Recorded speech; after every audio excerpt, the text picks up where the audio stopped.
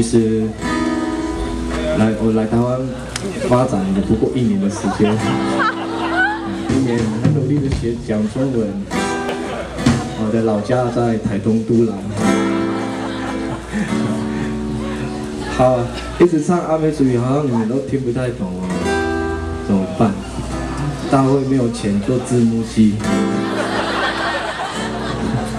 你们有没有缴学生会费啊？好，无所谓了。好了，我想说，既然来台湾发展，一定要唱一首国语歌。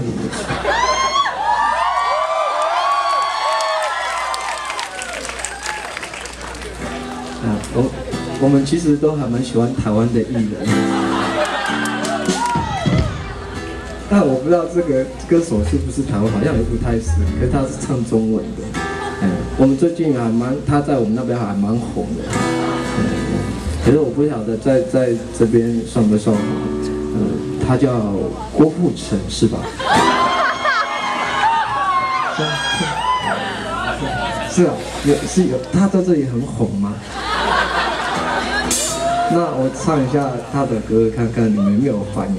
然后翻唱一首中文歌曲，就用我自己的方式，但绝对不会有火海样火一样，好不好？请放心。带来这首《对你爱不完》。